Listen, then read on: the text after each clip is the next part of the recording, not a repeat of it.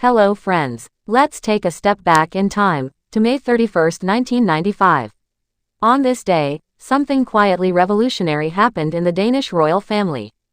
Prince Joachim of Denmark announced his engagement to a woman who, at first glance, might have seemed like an unconventional choice.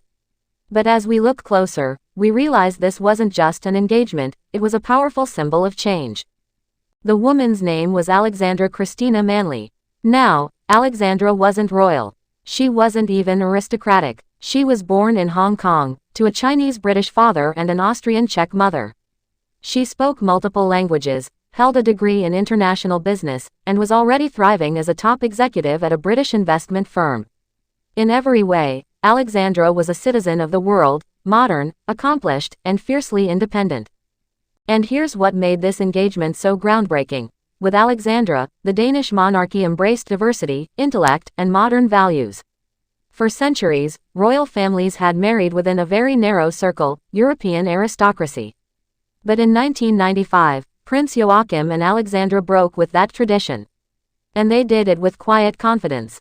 Their love story began in Hong Kong, where Prince Joachim met Alexandra during a business trip in 1994. A year later, the engagement was announced, and Denmark was captivated, not just by their romance but by what it represented. On November 18, 1995, they were married at Christiansborg Palace Church. The entire nation watched as Alexandra became Her Royal Highness Princess Alexandra of Denmark. Almost overnight, she learned fluent Danish, took on public duties with grace, and became a role model for women inside and outside royal circles. Together, she and Prince Joachim had two sons, Prince Nikolai, born in 1999, and Prince Felix, born in 2002. But as life often reminds us, love stories don't always follow a fairy tale script. In 2005, after 10 years of marriage, Prince Joachim and Princess Alexandra announced their divorce. It was the first royal divorce in modern Danish history, and yet, both handled it with incredible dignity. Alexandra kept her title as Countess of Frederiksberg, and even after remarrying, and later divorcing again, she remained a graceful figure in public life. But let's pause for a moment. Because this story, this engagement from nearly 3 decades ago, still matters today.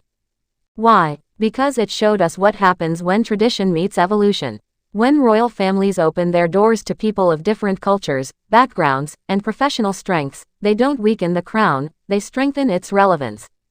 Princess Alexandra represented more than beauty and poise. She stood for intelligence, independence, and the idea that royalty can reflect a more inclusive, global world. Her journey wasn't just about marrying into a monarchy, it was about showing that modern women, no matter where they come from, belong in the heart of royal life. Even though her time as a princess ended, her influence did not. To this day, many in Denmark and beyond still see her as a symbol of elegance and quiet transformation. So yes, on the surface, May 31, 1995, was about an engagement. But underneath it all, it was about something far bigger, a gentle, yet firm rewriting of what it means to be royal in the modern world. Thanks for watching. Please like, share and subscribe my channel.